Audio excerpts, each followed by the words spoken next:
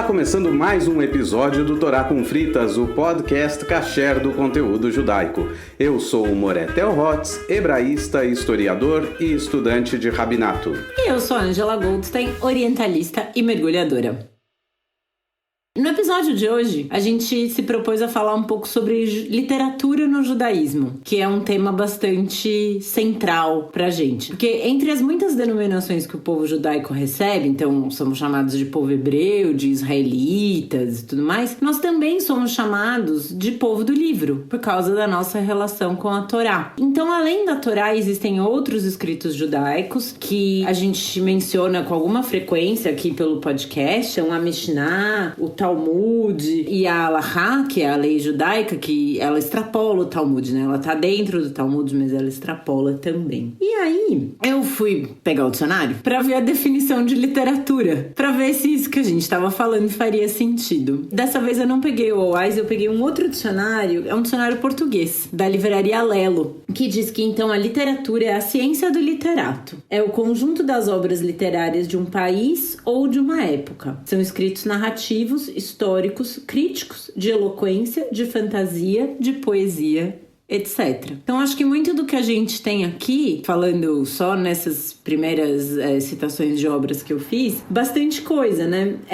A gente tem escritos narrativos, a gente tem escritos históricos, a gente tem estudos críticos de fantasia e de poesia. Nesse âmbito todo que a gente falou da Torá, né? Nessa grande biblioteca judaica. Exato. Dentro da própria Torá, a gente tem o Cântico dos Cânticos, que é muito poético. A gente tem algumas narrativas que são um pouco fantasiosas, às vezes, se você for pensar em como as coisas acontecem, da maneira como elas acontecem, e são narradas posteriormente. A gente tem essa riqueza toda. E acho que era interessante, Theo, a gente começar pelo o mais importante livro de todos, que é a Torá, né? Agora, uma curiosidade, a alcunha aí, o apelido de povo do livro, alguém pode achar que a gente é que se chama assim, porque, povo do livro. Não, o povo do livro nasceu, essa terminologia nasceu no mundo islâmico, e foram os muçulmanos que se referiam aos judeus como o povo do livro, ou seja, aquele povo que vem desde a época do livro, ou o povo que era referenciado também no Alcorão. No Alcorão fala do povo israelita, então é o povo do livro, é o povo que aparece no livro sagrado deles, inclusive. Essa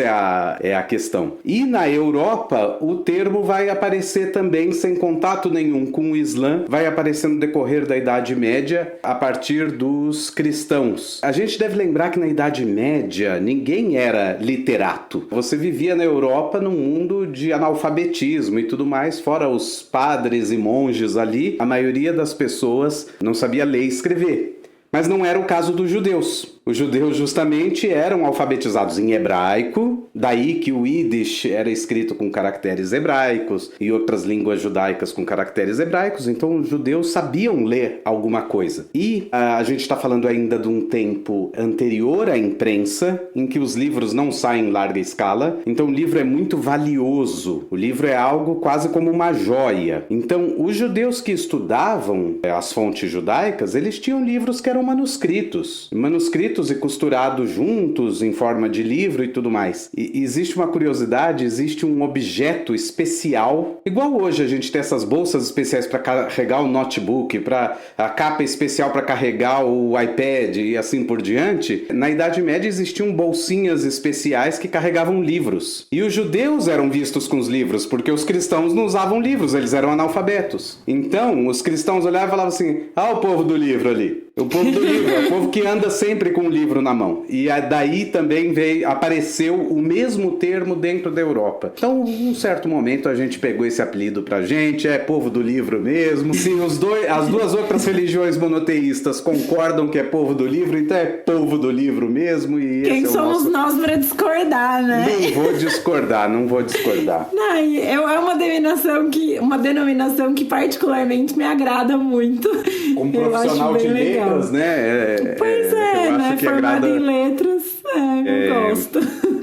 Bom, acho que já que você falou, vamos começar pela Torá, eu acho que tem que começar pela Torá também. Mas já aproveitar e falar uma coisa. Você comentou que o Cântico dos Cânticos, que é um livro poético... Ele não está na Torá. Está dentro da Torá. E não está. Errou. Tá na Bíblia hebraica, perdão, Moré, perdão. Então a gente precisa estabelecer. É muito comum que alguém me pergunte assim, a Torá é o Velho Testamento? Não. Não, a Torá não é o Velho Testamento. A Torá é o chamado Pentateuco, os 5 primeiros livros da Bíblia. Velho Testamento também a partir da perspectiva de quem? Então, é a perspectiva pra gente cristã. Tá bem atual. Mas justamente quem pergunta é quem tá de fora. Então, né, o cristão pergunta, o que é a Torá? A Torá é o Velho Testamento? É equivalente ao Velho Testamento? E aí quando você fala não, aí eles já acham que você jogou a Bíblia fora. Então precisa definir um pouco. O chamado Velho Testamento, ou Primeiro Testamento, como os católicos recomendam chamá-lo hoje em dia, ele é a nossa Bíblia. Ele é a Bíblia judaica, né? Ele é a Bíblia hebraica, que em hebraico se chama Tanakh. Tanakh, que é uma palavra formada por 3 letras que são as iniciais de cada parte do Tanakh, de cada parte da Bíblia hebraica. Existe a Torá, então você pega o T ali de Torá, a letra Tav em hebraico de Torá, é formado pela parte que se chama profetas, que em hebraico é Neviim, então você pega a letra N, a letra Nun em hebraico, e a terceira parte que se chama escritos sagrados em geral, que não fazem parte da literatura profética, nem parte da Torá. Foca-se majoritariamente em livros históricos, livros poéticos e assim por diante, livros de sabedoria, que se chama em hebraico Ketuvim, e essa letra, essa espécie de K de Ketuvim, em hebraico é a letra Kaf, quando ela está no final de uma palavra, ela muda o som, então ela vira Raf. Daí você bota junto o Tav, o Nun e o Raf, e aí você formou a palavra Tanakh. Tanakh é a Bíblia judaica. A Bíblia judaica, então, é dividida nessas 3 partes. E ela é dividida nesse formato quase hierárquico. A Torá é mais sagrada que os profetas, e os profetas são mais sagrados que os Ketuvim, que os escritos. A Torá, então, são os 5 primeiros livros da Bíblia, o chamado Pentateuco, Gênesis, Êxodo, Levítico, Números e Deuteronômio. Quem vai a uma sinagoga e vê um rolo da Torá quando se abre o Aron HaKodesh, deixa a arca sagrada lá na frente, aquele rolo contém os 5 livros da Torá. Tá? Quando a gente vê vários, a gente fala, cada um deles é um dos livros da Torá. Não, todos eles são iguais, são cópias uns dos outros. Um rolo inteiro contém os 5 livros. Os livros dos profetas e os escritos, em geral, não tem nenhuma necessidade de ser escrito em rolo, exceto 5 exceções aí, a gente não precisa falar disso. Mas enfim, ou seja, quando a gente fala Torá, eu brinco assim que, stricto sensu, a gente está falando dos 5 primeiros livros da Bíblia. Isso é Torá. Então não é correto dizer que o livro de Esther está na Torá, ou que o Cântico dos Cânticos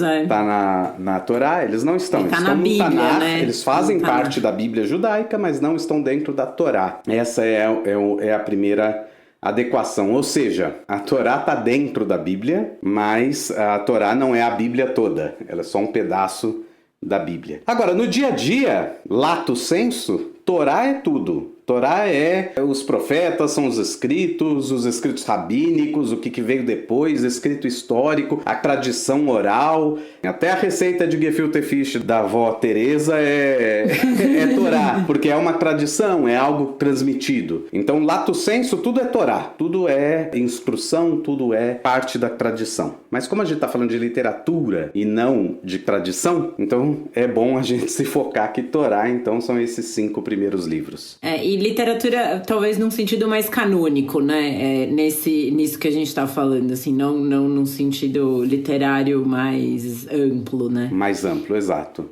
Então, e para fins de definição também, né? E aí, então, na Torá, então, são contidos esses primeiros 5 livros que o Theo menciona, né?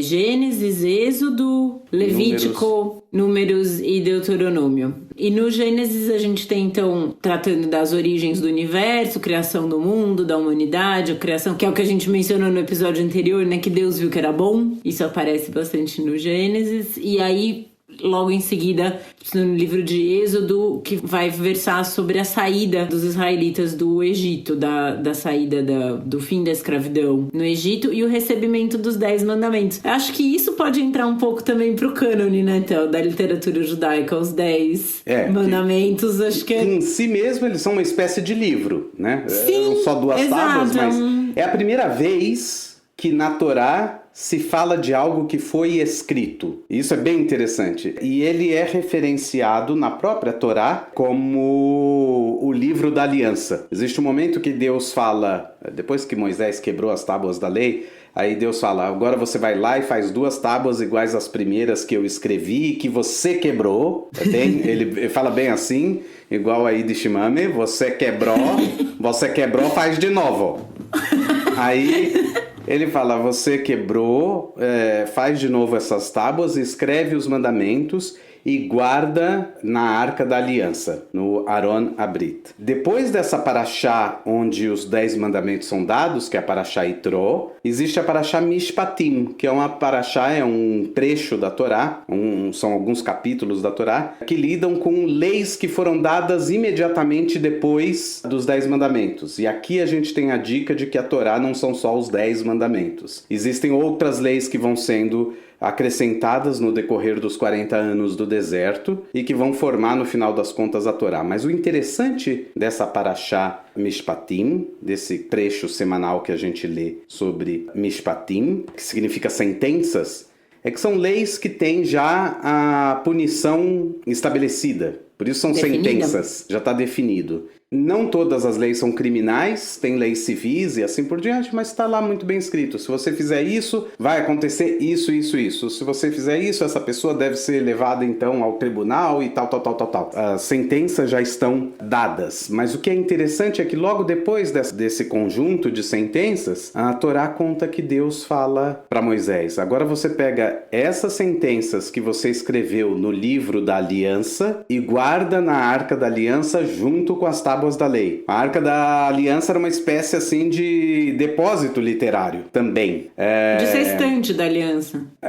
Aron é armário, né? Aron é armário. De fato, a Arca a gente não chama de Teivá, nesse caso a gente chama de Aron Abrit, armário da aliança. Faz sentido, é uma estante da aliança. Ela guarda livros, essencialmente. E que era uma prática comum na antiguidade. Várias civilizações, os seus livros eram depositados em algum templo que fosse considerado o grande templo ali. Como hoje a gente deposita todo livro que é escrito e publicado no Brasil, tem uma cópia depositada na Biblioteca Nacional. Ela é que controla a emissão do ISBN, que é o código que cada livro tem, e assim por diante. A ideia de que ela reúne toda a literatura brasileira. Isso precisa ter um centro, né? Isso precisa ter uma organização. Exato. E o centro nas diversas civilizações da antiguidade eram esses templos e lugares sagrados. Então faz sentido que esse objeto, que era o objeto mais sagrado, não existia templo porque eles estavam andando, eles eram seminômades, andando por 40 anos no deserto, e eles carregavam a arca. A arca era a coisa mais sagrada. E justamente dentro dela, o que você guardava? Os escritos, os livros. Também é interessante aqui você ver, essa é a canonização, digamos assim. O livro é canonizado. Se surgem outras cópias do livro, você sempre tem onde recorrer para ir lá verificar se existe algum erro ou assim por diante. Uma divergência, né? Você tem um exemplar de referência. Exato, um exemplar original, por assim dizer, que se encontra ali nessa arca. Mas é interessante que essas são as 2 primeiras referências que existem na própria Torá de que aquilo está sendo escrito, de aquilo está em andamento, existe uma obra em progresso, né? Em construção, que é a escrita dessa Torá. E depois, então, tem o livro de Êxodo, contando a saída do Egito, e o nome do Levítico, que são as leis. E aí bastante naquele episódio que a gente fala de kashrut, né? Todas essas regras da kashrut, então não pode, o animal tem que ter casco fendido, ser ruminante, não misturar leite com carne. Apesar leite com carne não tá no Levíticos, né? Então,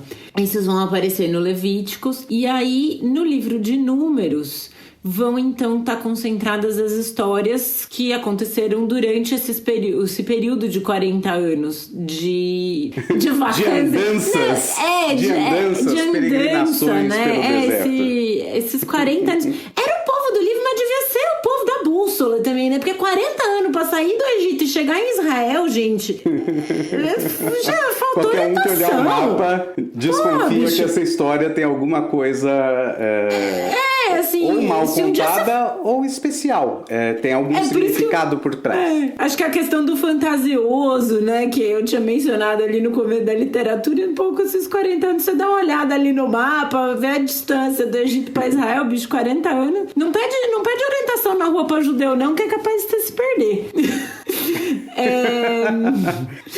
A chance de te mandarem pro lugar errado é alta. Agora é interessante que a palavra Torá, que significa instrução, de modo geral, ela também é identificada com a palavra lei, e muitas vezes ela é traduzida como lei. O grosso do livro de Gênesis e de Êxodo são histórias, e certas leis aparecem no meio dessas histórias, mas não são livros onde as leis são elencadas como um código civil, por exemplo. Mas não é que as leis se encontram só no livro de Levítico, né? O livro de Levítico são as leis específicas dos sacerdotes, embora existam leis ali que apareçam que é para todo o povo, mas existem outras leis espalhadas pelo texto. Então, quando alguém fala, então, se são 613 leis dentro da Torá, então dá para escrever isso em umas 3 páginas, não precisa de um livro inteiro.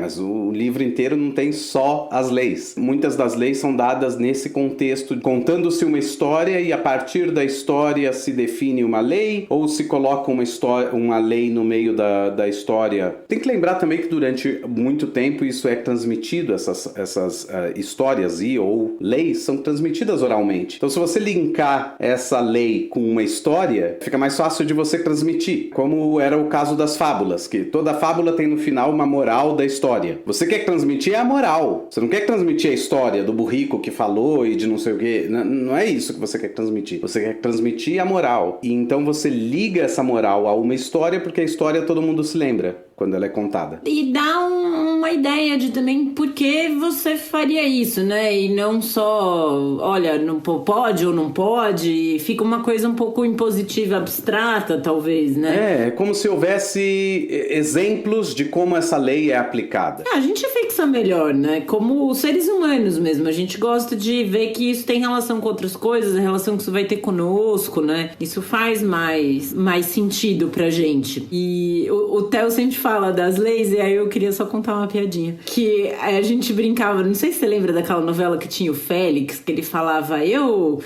colei chiclete na mesa da Santa Ceia, e não sei o quê. E aí eu lembro uma vez que o Theo olhou pra mim, a gente tava reclamando de alguma coisa, ele falou, eu bati bife nas tábuas da lei. Eu devo ter batido bife nas tábuas da lei. Então, assim, você judeu que queria falar joguei pedra na cruz, mas não ia fazer sentido. Queria falar colei chiclete na mesa da Santa, salguei a Santa Ceia. O Félix falava. Fica aí à vontade pra dizer que você bateu bife nas tábuas da lei. Exato, eu devo ter batido bife nas tábuas da lei, não é possível. O último livro da Torá, Deuteronômio, ele tem esse nome que em grego é algo como uma segunda Torá. Ele não é a segunda Torá, mas é que ele basicamente Basicamente são os últimos discursos de Moshe antes do povo entrar na terra de Israel, porque ele não vai entrar. E ele reconta e rememora vários acontecimentos do deserto. E dentro dos acontecimentos ele rememora várias leis. Então basicamente é como se ele fosse uma repetição das leis condensadas num livro só. Mas também não é de uma forma assim, lei por lei. Mas sim é dentro desse discurso que rememora as coisas. Por isso que tem 2 versões dos 10 mandamentos. Os 10 mandamentos são recebidos lá no livro de Êxodo, de Shemot, e lá no final, no livro de Deuteronômio, Dvarim, Moisés está lembrando disso, então ele repete os 10 mandamentos. Então a Torá é construída dessa forma, ela tem uma parte que é narrativa, mítica, e aqui tem que explicar o que é mítico, né?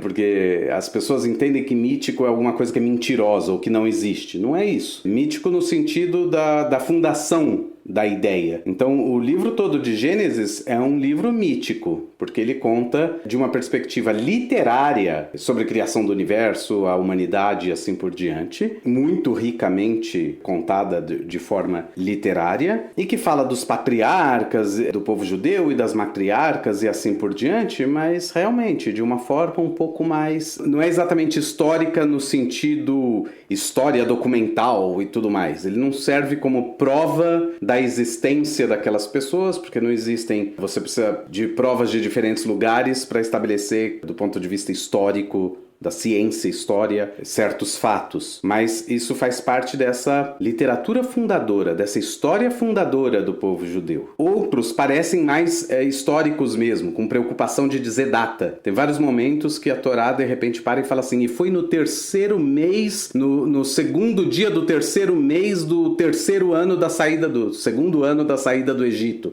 Por que a Torá se preocupa em dizer essa data de forma tão específica? Então, aqui me parece que tem um testemunho mais histórico, mais documental. A Torá tem poesias dentro dela, e quando a gente falou de histórias mirabolantes, na semana passada mesmo a gente lia, hoje nessa gravação desse episódio, nós estamos em 29 de junho de 2021. Na semana passada, da pandemia?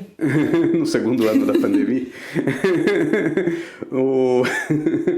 Na semana passada nós líamos a história de Bilam na Torá, e que tem a história de uma jumenta que fala com ele. Então você olha e fala, nossa, parece mais uma fábula de Esopo, alguma né? coisa assim. Animais falantes não são comuns na Torá. Toda a narrativa parece uma narrativa bem diferente das narrativas em geral que a Torá e que o Tanar como um todo trazem. Então, também essas narrativas assim. E tem livros pós-Torá, a gente não vai falar de cada um dos livros aqui, mas existem livros pós-Torá que são ficcionais. O livro de Jó, por exemplo, Yov, é um livro que os rabinos já sabem que ele não é um livro que é uma história que aconteceu, alguém que aconteceu. Os rabinos há 2000 anos atrás já falavam, isso é ficcional, o livro é sagrado, mas não quer dizer que a história precisa ter acontecido para o livro ser sagrado. Os rabinos têm essa noção de que muitas vezes livros estão ali para transmitirem valores, para transmitirem outras coisas que não apenas a história. Então os rabinos já eram muito cientes de que não necessariamente o que é contado na Torá é uma verdade histórica. É uma verdade do ponto de vista tradicional, do ponto de vista espiritual, religioso. É um arcabouço de valores, de princípios, de conduta e assim por diante, mas não necessariamente representação histórica da... É a mesma coisa de Jonas, absoluta, né? Que é engolido pela baleia. Exato. Existem livros sapienciais, como o livro de Provérbios, por exemplo. Existem livros poéticos, como o livro de Salmos. O próprio Cântico dos Cânticos é uma espécie de conjunto de poesias. É lindo, né? Livros mais históricos, a gente poderia dizer que Esdras, Neemias e os 2 livros de Crônicas, que na ordem dos livros na Bíblia judaica, esses são os últimos livros, então esses são livros mais de característica histórica. A ordem no Velho Testamento cristão não segue necessariamente a mesma ordem da Bíblia judaica, por isso que eu falei que a nossa ordem, na nossa ordem, Esdras, Neemias e Crônicas são os últimos livros. Eles são realmente em ordens diferentes, justamente porque estão divididos dessa forma. Torá primeiro, depois profetas, depois escritos. Eu acho que no Antigo Testamento da Bíblia cristã está tudo meio interseccionado, né? Profetas e escritos estão intercalados, de modo que o último livro do Velho Testamento que aparece no cânon cristão é algum profeta, salvo engano, Malaquias. Zacarias e Malaquias são os últimos livros do Velho Testamento para a Bíblia cristã. Para a Bíblia cristã, exato. Uma coisa que é interessante a gente mencionar, né? O Theo falou do Arona Kodesh, que é esse armário na sinagoga onde ficam guardados os rolos da Torá e que cada um dos rolos contém exatamente a mesma coisa, né? Que são os primeiros 5 livros, são esses livros que a gente mencionou, de Gênesis a Deuteronômio, né? E esses rolos, eles ficam na sinagoga. Em geral, você não vai ter um rolo desse na sua casa, por diversos motivos. Pelo valor, que é caro, ou pela maneira de guardar, por ser uma coisa bastante sagrada. Então, você não vai guardar isso dentro de um armário junto com suas roupas, teria que ter um lugar mais especial em casa e tudo mais. Então a gente tem a versão impressa da Torá, né, e encadernada como um livro, que daí isso é chamado de Humash. Não deixa de ser a Torá, por serem os 5 livros, mas tem essa diferenciação do nome, né? O rolo, ele vai ser chamado de Sefer Torá. Sefer em hebraico é livro. Sefer é, então, livro, e o que você tiver encadernado em casa é o Humash. É possível, por exemplo, alguém ter só uma edição da Bíblia hebraica sem ter uma edição do Humash, porque dentro da Bíblia hebraica já vai estar contido o Humash, os 5 primeiros livros que são a Torá. Às vezes existem algumas edições mais legais da Torá, comentadas, ou bilíngues, né, em hebraico e português. Em geral, as edições de Humash justamente tem traduções, comentários com certeza tem. Pelo menos o comentário de Rashi, que é um grande rabino do século 11, 12, que comenta toda a Torá, quase todos os versículos da Torá. Então tem explicações, tem referências a Midrashim. Midrashim é um outro conjunto literário que a gente vai falar daqui a pouco, mas quando o Rashi quer explicar a partir de algum midrash, de alguma história rabínica, ele vai indicar, como está escrito no midrash, assim, assim, assado. Então ele explica o versículo a partir do midrash. E aqui a gente já está caminhando para aquilo que vem pós-biblicamente, né? Pós-Tanar, o que vai começar a acontecer no mundo judaico.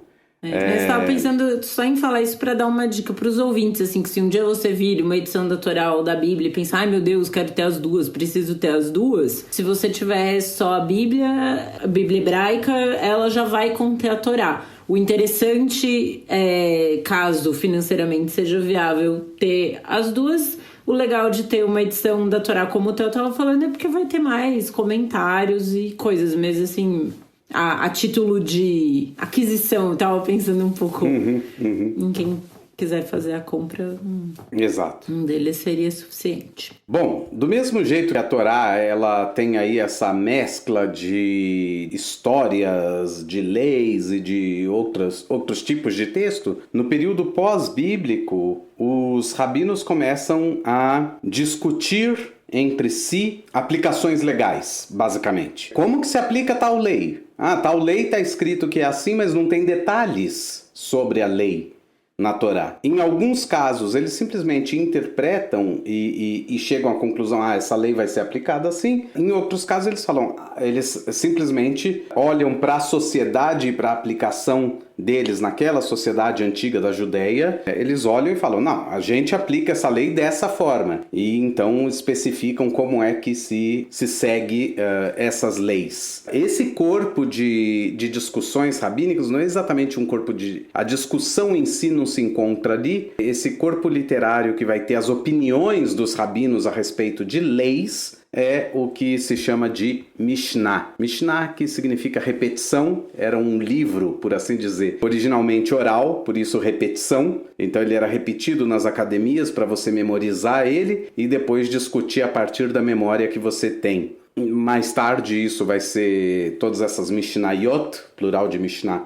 vão ser compiladas e vai nascer o que a gente chama, o conjunto todo enorme que a gente chama de Mishnah, a Mishnah. É interessante aqui nesse conjunto que a gente vai notar que os rabinos estão preocupados em interpretar e reinterpretar, chegar a novas conclusões. Por quê? Porque aquele texto muito antigo, depois de 1000 e tantos anos, 1500 anos, certas leis, algumas leis inclusive, não são mais vistas da mesma forma pela própria sociedade. Os rabinos entendem essas leis, algumas delas, como leis que nunca foram aplicadas. Por quê? Porque eles estão incomodados com o fato de que a lei parece desumana em alguns aspectos. A lei que versa sobre a mulher cujo marido suspeita que ela traiu, não tem nenhuma prova, ele não precisa de prova, ele simplesmente pode levar ela para a execução de uma pena específica. Os rabinos olham para isso e falam assim, isso não faz o menor sentido, essa lei nunca foi aplicada, essa lei está na Torá para assustar o marido, para que ele nunca desconfie de sua esposa. Eles invertem completamente o contexto para dizer, não, essa lei lei a gente nem vai falar sobre ela assim tão diretamente, porque ela não foi aplicada e não vai ser aplicada. Não merece nem a nossa atenção.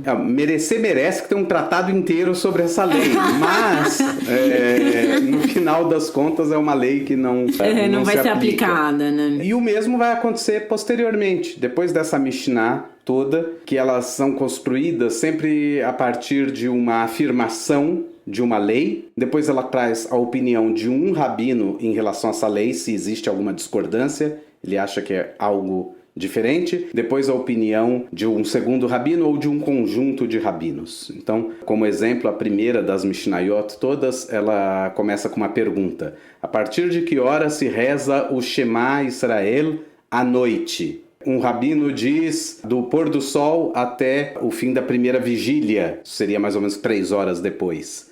A primeira vigília dos Koanim, dos sacerdotes no templo. Os rabinos vão dizer, não, até a meia-noite. E o Rabban Gamliel vai dizer, não, durante todo o período da noite, ou seja, até o alvorecer. Se é o Shema noturno, você pode rezar durante qualquer momento em que ainda esteja noite. Então você vê que tem 3 opiniões divergentes. E o que faz com elas? Passa para a próxima. É assim que é a Mishnah. Ela não especifica, aí quem ganhou foi fulano. Não especifica. É só assim ela estabelece a lei e as 3 opiniões que aparecem sobre ela. Às vezes são 2 opiniões e assim por diante. É isso que a gente chama de mahloket, que é uma discussão, é uma divergência de opiniões. E aí você pode escolher a que mais fizer sentido para você? Esse é o problema. Então o tempo vai passar e os rabinos das gerações seguintes vão olhar para isso e falar assim, mas e aí, o que eu faço? Eu escolho? Eu não escolho? O que é? Então eles continuam discutindo agora a Mishnah, eles não discutem mais as leis da Torá. E aí toda a discussão deles sobre a Mishnah gera um segundo corpo de texto que vai ser chamado de Gemará. A Mishnah mais a Gemará juntos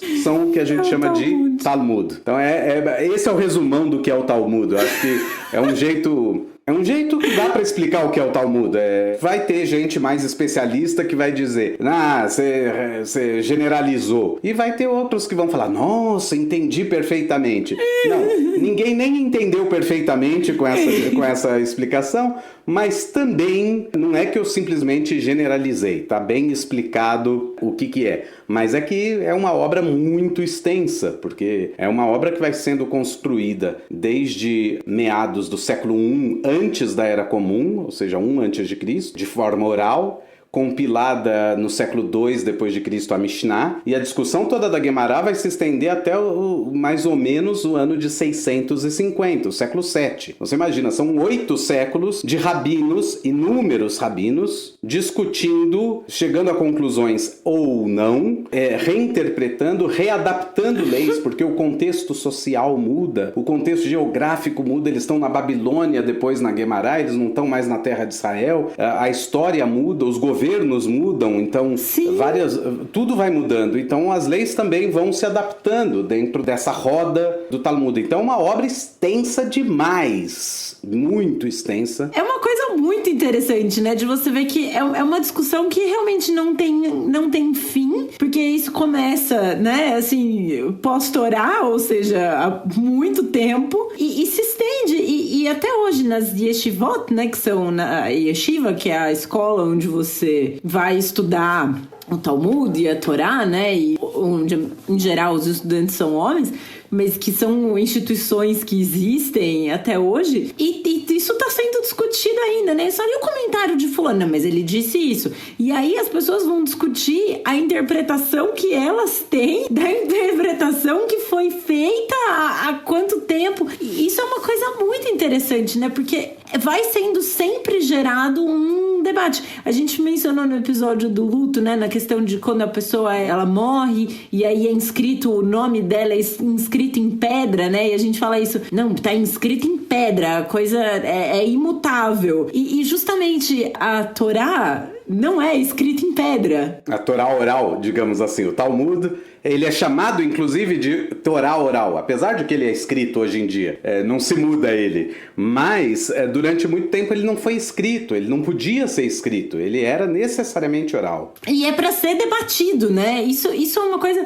de muitos aspectos do judaísmo dos quais eu gosto. Eu sou uma pessoa muito orgulhosa de ser judia. É uma coisa da qual eu tenho realmente em mim muito orgulho, assim, que eu falo feliz. Por diversos motivos eu me sinto muito orgulhosa de ser judia. Mas eu acho que essa questão de que as coisas sempre devem ser estudadas, debatidas, conversadas, esmiuçadas, pra mim é muito encantador. Eu acho muito interessante uma religião que proponha isso. E também tem outra coisa, realmente a questão da pergunta. A primeira Mishnah começar com uma pergunta e é uma de muitas que começam com pergunta. Não todas começam com pergunta, mas muitas começam com pergunta. Ela vem te ensinar exatamente isso, que o perguntar é importantíssimo. A curiosidade, o desconfiar do texto. Não à toa, os judeus foram entendidos, depois da ascensão do cristianismo, ainda na época da Idade Antiga, foram entendidos como hereges. Herege, no grego, significa aquele que escolhe. Escolhe como? Como assim escolhe? Ele lê o texto bíblico e escolhe dizer: isso aqui não dá para aplicar. E escolhe ver o texto bíblico e falar: isso aqui a gente vai ter que modificar. Escolher, ler o texto bíblico, onde está escrito olho por olho, dente por dente, mão por mão, pé por pé. E que parece assim, numa briga eu perdi um olho, eu tenho que te arrancar o olho. Você me feriu o meu pé, eu tenho que te ferir o pé também. É isso que literalmente está escrito. Mas os sabinos vão dizer: não, obviamente que não. Não, né? Vai aplicar isso aqui, né? Não é assim. Literis, olho por olho, dente por dente, na Torá, dizem os rabinos lá no Talmud, significa o olho pelo valor de um olho, ou seja, indenização. Então, eu estava trabalhando. No meu trabalho aconteceu um acidente, eu perdi um dedo. Eu tenho que ser indenizado por aquele dedo que eu perdi, por aquela mão que eu perdi, por o olho que eu perdi, ou enfim. Existe toda uma preocupação social também dos rabinos de que essa Torá continue relevante para cada pessoa, não só para os estudiosos. Também tem sempre uma preocupação com o amplo geral do povo. Eles acreditam, obviamente, porque o texto é visto como um texto sagrado, que ele foi dado por Deus para o bem do povo e não para o povo sofrer por ele, né? E não para o povo simplesmente esquecer depois de 1000 anos ou 2000 anos porque não faz mais sentido. Então, eu costumo dizer o seguinte: o olho por olho, dente por dente também está presente lá no Código de Hammurabi da Babilônia. Mas onde está o Código de Hammurabi? Está exposto no Museu Britânico. O Código Louvre. de Hammurabi, no Louvre. No Museu Britânico é a Pedra de Roseta. Sim, e o Cilindro de Ciro, também é um documento bíblico importante. No Louvre você tem lá o Código de Hammurabi, ok, tá bom, ele tá ali. E ele é relevante para quem? Escrito em pedra. Para ninguém. Ele está escrito em pedra, é imutável, é uma peça de museu que não é relevante para aquela civilização que existiu. A mesma lei se encontra na Torá, e o que fizeram os rabinos? Reformaram essa lei para que ela continuasse sendo relevante até hoje. Então, quando alguém numa sociedade, que a gente não está falando mais de sociedade judaica, quando no Brasil existem leis sobre indenizações de danos morais, indenizações de danos físicos, quando existem leis que obrigam um estabelecimento a indicar que aquele chão está molhado porque está em limpeza, quando você entra no banco e tem uma plaquinha amarela escrito cuidado, piso molhado, não é só porque eles estão sendo educados, é porque eles têm o dever moral de te avisar para você tomar cuidado, porque se você cair, a eles cabe indenização. Se eles não avisarem, eles estão errados a princípio. Se eles avisaram, não é que você está errado, mas você não foi tão cuidadoso como deveria. E como você está avisado, então você tomou cuidado. Pode acontecer o acidente? Claro que pode, por isso existem indenizações. Mas toda essa noção de indenizações inexistia na Idade Antiga. E são os rabinos que vão chegar a essas conclusões. Isso é fantástico. Isso é realmente lindo. Você pegar um texto, ou seja, a relação do judeu com o seu texto sagrado não é uma relação de um texto intocável, absoluto, impositivo e que eu tenho que me submeter a ele. Não. A relação é completamente outra. O texto é sagrado e ele foi dado para mim. Ele é divino em origem, mas ele foi dado no Monte Sinai. E do mesmo jeito que quando eu dou um presente, sei lá, eu dou uma gravata para um amigo. Depois que eu dei a gravata para ele, é dele. Se ele quiser dar para outra pessoa, cortar a gravata, levar num casamento e para cortarem a gravata para o noivo. Se ele optar por usar sempre essa gravata ou por não usar, eu não tenho mais controle sobre isso. E os rabinos vão dizer, não tem, a partir do momento que a Torá foi dada para o povo judeu, esse povo, cabe a ele interpretar essa Torá e colocar ela em prática e fazer dela relevante. Então aí está toda a tradição talmúdica. Mas, como na Torá não tem só leis, na Torá tem muitas histórias também, e algumas mais completas, outras incompletas, os rabinos também vão interpretar essas histórias, vão criar novas histórias dentro da narrativa bíblica, por assim dizer, vão ensinar coisas a partir das histórias dos rabinos que vieram antes deles, e todo esse conjunto de literatura que aparece é chamada de Midrash. Ela está dentro do Talmud, mas também está fora do Talmud. Ela continua se desenvolvendo, ou existem outros compêndios, coleções de textos desse período da antiguidade, até o século VIII, mais ou menos, você tem compilação, até alguns Midrashim mais tardios do século X e XI, que estão sendo compilados ali, várias histórias. Como, por exemplo, quando Deus foi criar o ser humano é uma das últimas coisas que é criada na narrativa da criação do Gênesis, os rabinos dizem, Deus perguntou para as demais criações, vale a pena criar o homem? Eu estou pensando em criar um cara assim, assim, assado, vale a pena? E todas as criações falam, de jeito nenhum, esse cara é destruidor, ele é destrutivo, ele é mentiroso, ele faz guerra, isso, aquilo. E Deus pensa bem e fala, ok, mas de toda forma ele também tem uma capacidade criativa, uma capacidade de construção, uma capacidade moral. Será que vale a pena eu simplesmente abrir mão de criar o ser humano por tudo de mal que ele pode fazer, mas sem considerar todo o bem que o ser humano pode fazer? E então Deus se reúne com os anjos e diz, façamos o ser humano à nossa imagem e semelhança. Isso não está escrito na Torá, está escrito só esse último verso aí, façamos o homem à nossa imagem e semelhança. Os rabinos criaram, primeira pergunta, façamos, com quem Deus está falando? Então aí ele chegou à conclusão que é com os anjos. E por que ele tem que falar com os anjos? Porque antes ele tinha perguntado para todo mundo se valia a pena criar o ser humano. E aí nasce uma história. Uma história. Eu amei que ele pergunta para os animais falam não. De jeito nenhum. Eu fico imaginando o Miquinho Leão Dourado falando não. De jeito nenhum, pelo amor de Deus, não. Salles. Já estavam antevendo. E é isso, esse é o compêndio do que a gente chama de Midrash. Tem parte dele dentro do Talmud e parte fora. E a lei judaica que estava sendo discutida ali no Talmud, naquela roda que não para, ela vai deixar de ser chamada de Mishnah. Até então Mishnah, cada Mishnah era entendida como uma lei, e vai passar a ser chamada de Halachá. E a palavra Halachá vem do verbo roler, vem do substantivo halichá, que significa andar, caminhada, conduta. Então a halachá, ela implica movimento. Ela implica que ela precisa ser interpretada e reinterpretada de tempos em tempos, porque novos contextos históricos, sociais, geográficos mudam, então você precisa adaptar. Então depois do período talmúdico também tem uma grande literatura que se dedica só à legislação judaica. Há algumas semanas eu estava sentado com um dos meus professores, o rabino Dr. Davi Golinkin, um dos grandes especialistas em Halachá no mundo moderno. Ele dizia, a prova de que a Halachá é muito importante para o povo judeu é que se você considerar toda a literatura judaica,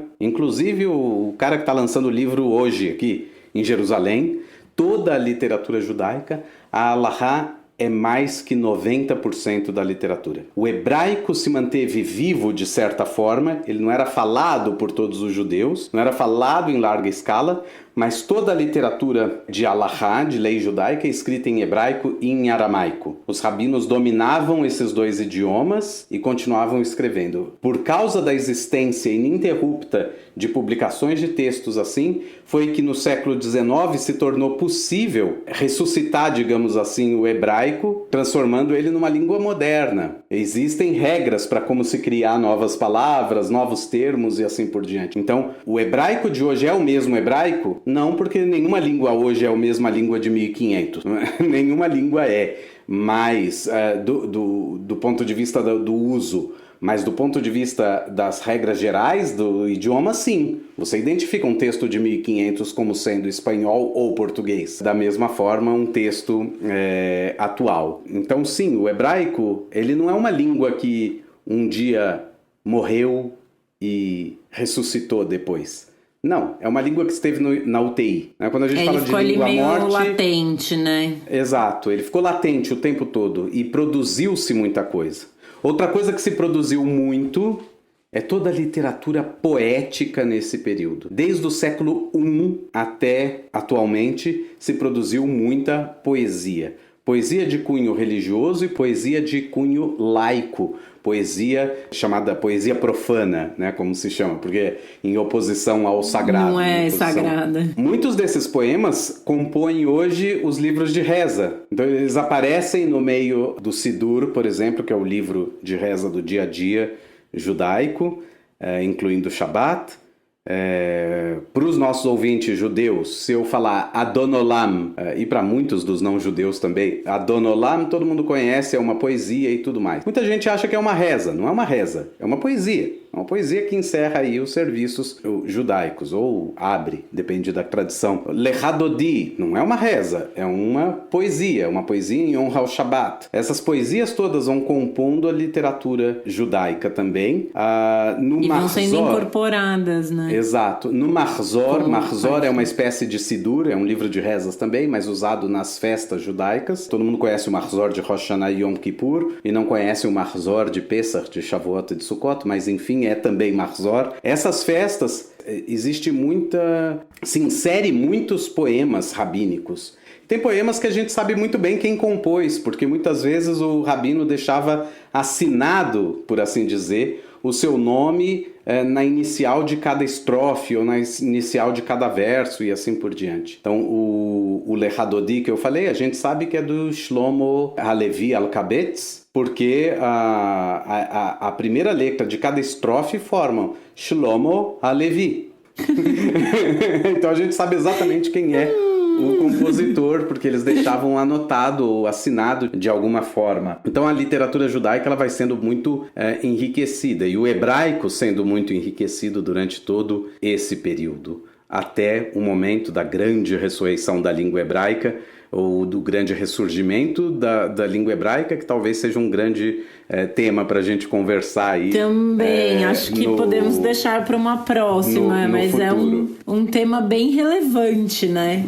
É bem interessante falar de como uma língua que ficou latente por tantos anos consegue ser ressuscitada, resgatada da UTI, assim, para usar um jargão. O ressurgir e se tornar uma língua falada novamente por metade, na verdade, por mais que a metade dos judeus do mundo. Quer dizer, se você nasceu em Israel, você já vai falar o hebraico. E existem judeus fora de Israel que falam hebraico. Na prática, você tem pouco mais da metade do povo judeu hoje fala hebraico de uma forma fluente. Isso também é absolutamente fantástico e é fruto desse investimento enorme dos rabinos, dos judeus, quando compraram esse apelido de povo do livro e continuaram escrevendo em hebraico e continuaram escrevendo Halahá. Eles podiam escrever nas línguas que eles estavam. Eles podiam escrever em árabe, em alemão, eles podiam escrever nas línguas, eles estavam legislando para as comunidades deles. Por que eles precisavam escrever em hebraico? Mas não, eles entendiam como uma tarefa sagrada, eles entendiam como parte da lei judaica e, portanto, precisava ser escrito no idioma também entendido como sagrado. E então ele pode ressurgir mais tarde. Essa literatura de Halahá, por exemplo, ela vai se desenrolar até hoje. Até hoje existem rabinos escrevendo o que a gente chama de tshuvot, respostas, né? Respostas para perguntas contemporâneas. Às vezes as pessoas falam assim, os ortodoxos não mudam nada e os reformistas mudam tudo. Não, não é nem isso, nenhum nem outro. Todas as correntes judaicas mudam coisas e readaptam coisas. Talvez os critérios sejam diferentes, a velocidade dessa mudança seja diferente, ou as ferramentas utilizadas para a mudança são diferentes, ou as perguntas que são feitas para que essa mudança seja ou não realizada são outras. Mas a gente tem, no ano de 2006 faleceu um grande rabino, Eliezer Waldenberg, aqui em Jerusalém, um grande autor de tshuvot alahicas, um grande autor de alahá, e ele trabalhava no hospital Shaarei Tzedek. E basicamente ele se ocupava de responder perguntas alahicas ligadas à saúde. Então nos anos 60 e começo dos 70, ele estava escrevendo sobre fertilização in vitro. Então falar que a ortodoxia não muda é meio estranho. Não, eles estão antenados em coisas que estão acontecendo também, porque isso existe aqui uma implicação. Então eles estão conversando sobre transfusão de sangue, sobre transplante de órgãos, sobre operação de readequação de gênero. Eliezer Waldenberg, esse rabino, escreve sobre mulheres trans e qual o status aláhico delas.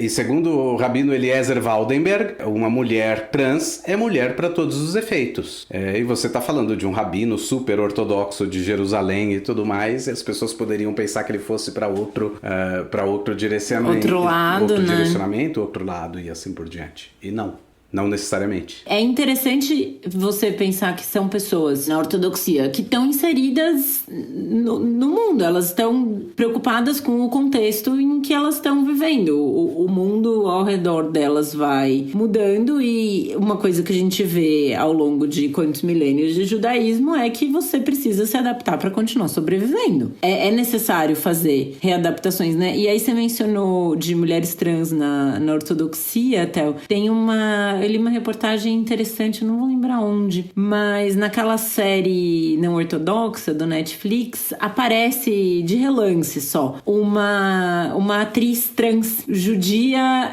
ortodoxa. Então foi criado para ser rabino, casou, acho que chegou até ter filho, mas enfim, era uma pessoa que estava infeliz com a vida que tinha. Segundo eu li na entrevista, até gostava da mulher com quem se casou, assim, não é que tinha horror da mulher, o relacionamento era até bom, mas é só uma pessoa que não estava vivendo de acordo com o gênero dela, né? Ao nascer foi, enfim, registrado como homem, e aí ela sai da ortodoxia, ela consegue sair da ortodoxia e faz a transição, mas ela volta daí como mulher para fazer essa participação no não ortodoxo. Eu acho que ela tá até empurrando um carrinho de bebê, assim. Eu acho interessante. É alguém que saiu daquela comunidade, né? Não sei como foi, se foi aceita de volta e tudo mais, mas assim, é interessante que haja pelo menos discussão.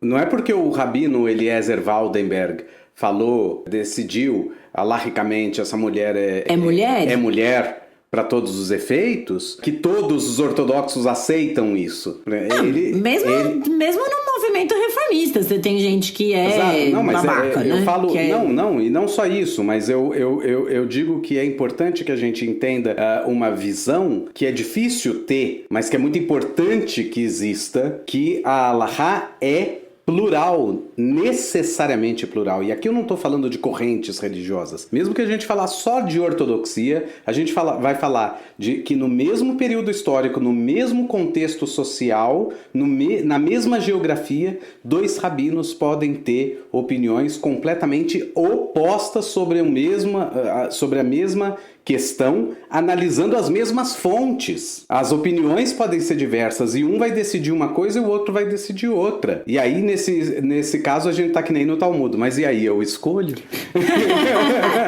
e basicamente é isso. Cada rabino acaba legislando mais ou menos para sua comunidade, para sua corrente e assim por diante. E isso é muito interessante e enriquecedor também. A lei judaica é rica nesse sentido. Acho que aqui a gente já está se alongando bastante em todo esse assunto. Cabe citar que existe uma literatura mística muito grande. A mais famosa delas é o Zohar, que é uma coleção enorme de livros que ele vai comentando a Parashá da semana. A Parashá é cada divisão da Torá lida a cada semana. No judaísmo, a gente lê a Torá durante um ano. Fechou o ano, a gente leu a Torá toda. Então a Torá é dividida mais ou menos em 54 partes para a gente ler a cada semana do ano judaico. E o Zohar é enorme nesse sentido, uma tradição antiquíssima ligada a Kabbalah, uma tradição mística. Existem outros livros místicos, como por exemplo o Sefer Yetzirah, existem outros, mas é uma biblioteca também enorme, produzida no decorrer dos séculos, sempre em hebraico e assim por diante. Então aqui a gente fecha um pouco esse armário judaico de livros até o próximo episódio, porque no próximo episódio a gente pretende explorar mais a literatura judaica não religiosa. Aqui a gente falou muito e deu todo o panorama da literatura religiosa judaica, e agora, como eu falei no começo, né? Lato sensu tudo é Torá. Agora a gente vai entrar num outro campo. A gente vai entrar numa outra literatura judaica que vai ficar para um outro episódio. Muito bem, então com isso a gente encerra o episódio de hoje do Torá com Fritas. Antes de subir os créditos, a gente vai deixar dicas de 2 filmes relacionados ao tema de hoje, e lembramos que essa lista vai ser enviada junto com a nossa newsletter e vai estar também na descrição do episódio. Então o primeiro filme que a gente vai indicar é já um pouco antiguinho, acho que é de 81, com a Barbara Streisand. O filme se chama Yentl e ela interpreta a personagem que dá título ao filme. E a Yentl é uma moça que vive numa vilazinha, né, num shtetl polonês no início do século XX, e o maior sonho da vida dela é poder estudar o Talmud e a Torá em uma yeshiva, e ela não pode realizar esse sonho por ser mulher. Então ela se veste de homem para conseguir entrar numa yeshiva. E o segundo filme que a gente deixa de dica se chama Nota de Rodapé. É um filme israelense no qual um professor da Universidade Hebraica de Jerusalém, um filólogo, ele é indicado para o prêmio Israel. E aí tem os desdobramentos dessa indicação dele ao prêmio. Então, terminamos por aqui o episódio de hoje do Torá com Fritas. Vocês podem entrar em contato com a gente através do e-mail toracomfritas@gmail.com.